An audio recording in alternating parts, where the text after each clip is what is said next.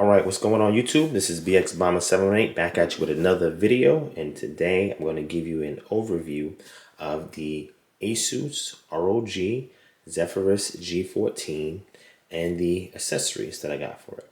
Okay, so this will be the typical setup that I would have this laptop in, and the laptop was purchased for me to use when I'm out of town, when I have to go to a hotel, to stay out of town for a business meeting or something else like that. This is the typical setup that I would have. Okay, now I was looking for white accessories to go with this device, and I wanted to pick out some decent accessories. I always like the ecosystem of peripherals that go with a flagship device from the manufacturer. So I typically try to keep everything within the same manufacturer, but unfortunately sometimes the manufacturer might not make everything, so sometimes you are left to go elsewhere. So I wanted a wireless gaming keyboard, mechanical, that can keep up with everything else. So the best match for this in regards to aesthetics as well as functionality is this Logitech G915 TKL, right? Wireless gaming mechanical keyboard. Now, impressions on this: the keys are excellent. I think the spacing could have been better.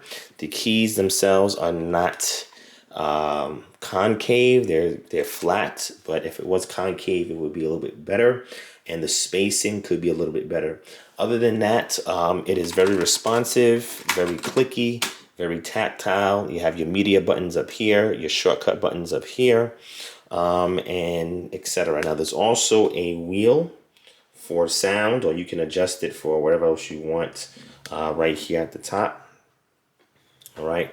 But the keyboard, it does do its job. I am appreciative of it, so don't really have a lot of complaints. It is slim, has a very slim profile. And then you have the stand parts here that'll give you your 4 and 8 degree angles in regards to typing. So it keeps it where it needs to be for an ideal typing position. Okay. Now over here to my right, we have the ROG Strix Impact 2. This is a wired gaming mouse. It is in Moonlight White over here. And it also has lighting here. It has headlight lighting in the front. And then it also has ROG lighting over here and then in the scroll wheel, right? So this keyboard, this mouse is very lightweight, which is cool because it allows it to go. It goes up to 6,000 plus DPI, which is not bad. It does have side buttons that's pretty clicky, but it does feel a little hollow, right? A little hollow. You know, I mean, for the price, it's decent for the price. It has these grooves on the side that helps with grip.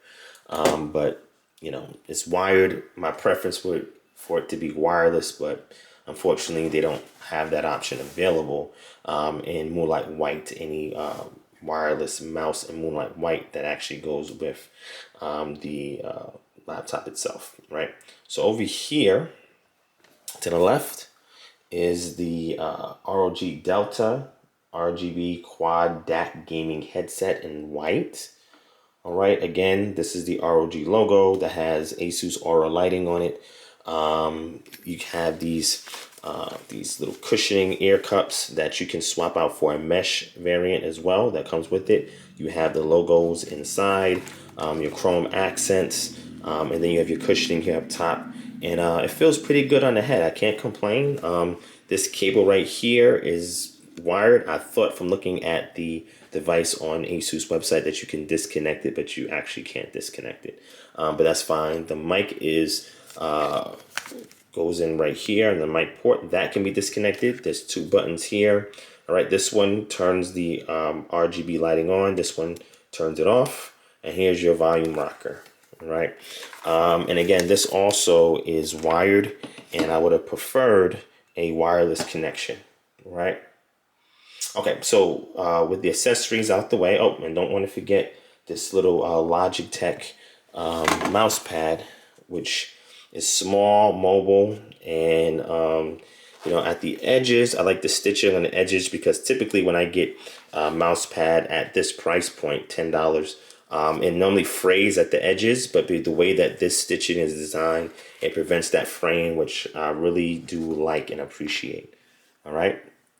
All right, so moving these accessories to the side, I'm going to give you the truth about how I feel about this device right here. All right, which is the Asus ROG Zephyrus G14. Okay. Now, some concerns that I have. So you have these perforations, these circular perforations that's over here. Initially, this was designed for the anime matrix display, which uses mini LEDs in here, and you can do all types of animations. This variant does not have that functionality, but what it does is that this has like an iridescent streaks that you can see, you know, in certain lighting, which is cool. The issue I have is keeping this clean. Because this is not flat and there are indentations, dirt, debris, and other stuff can get in here. So a concern of mine is keeping this thing clean, right? So something that I've never heard any reviewers actually bring up, but I'm actually being honest with you, and this is one concern that I have of it, okay? Another concern that I have of it, and I mentioned this in the unboxing, is the power port being here. Because it's a right angle power port, it plugs in here and the cord goes back. So it's right next to the vent, so the vent can heat that up if you're doing anything CPU intensive, because the CPU is on this side, and anything CPU intensive can heat that cord up. And I'm just concerned over the lifetime of the device how well that will stand up. So that's another concern of mine, okay? Another concern of mine is the ergo-lift functionality. Over time, putting the device flat down and keep opening and closing it with this rubber feet right here will over time wear out this rubber foot. And because this rubber foot is white, I'm thinking it's going to get black or dirty over time, which is another concern I have with the coating that they have on it. I wonder how protective it is, and there's no way for me to tell unless I use this over time. Also, if I'm not mistaken, I think that this matte white coating is different than the previous year's G14s. Somebody can correct me if I'm wrong, but I'm assuming that's the case from what I've seen the other G14s at Best Buy in the past. So I'm wondering again how well this will hold up over time being all white all over, okay? So those are some concerns that I have. You know, the ergo lift function as well, I think is a bit exaggerated. What happens is it causes the screen to sink in, which means, you know, the amount of screen real estate that you're actually expecting, you still get it, but it feels like the screen is sunk in. It does help, the ergolift does help with allowing airflow to come underneath that, so there's no complaints there. But I'm just concerned with this foot wearing out over time, getting dark or black over time. And also having it on a desk, right? And this is one thing that I saw a reviewer also point out, is that when you have it up in this position, it slides. There's some give. Now, if you see when I close it and I move it, there's no give. Why? Because you have a long strip rubber foot underneath that keeps it in place, right? I'm gonna show that to you here on the back. So this rubber foot right here keeps it from moving, right? But here you have these small rubber feet here on the lid, and it does not give you as much traction. All right, so it will wobble when the screen is open from side to side. There will be some give if you move it while you're having it on the desk. Now, the odds of that happening, it's probably not going to be a lot. It's going to be pretty slim, but just as something to note to keep in mind. The X13, the Asus ROG Flow X13 that I have, that also has ergolift, but it's very minimal. It's not as exaggerated as this one, and therefore it contributes to better stability with having the device on the desk. All right, that's another concern that I have of this device as well. And other than that, there's really no other major concerns. Something that is a pet peeve of mine, I'm not a fan of this fuchsia color that's on here. It's like a fuchsia kind of color right here for the logo. I would have preferred maybe black. I think would have been cool. Maybe chrome would have been cool, or something like that. But that just doesn't really match my style. I actually think this matches the styling that they had on their bags from last year that had this type of color scheme on it. But I wish it was a different color, but you know, that's a nitpick. It's not really a big deal. I do like this chrome accent over here. It does scream out quality looking at that chrome accent. On the back, I do like the Zephyrus piece right here, which is a nice little touch. All right, and the indicator lights in this position also is very, very unique. And I think it's good. Venting is excellent, right? You have 2 vents on the rear. You got 1 on each side as well for the CPU and GPU, which I think is cool. I just wish they could have moved this power port to the back. I mean, it just makes more sense just to have it there.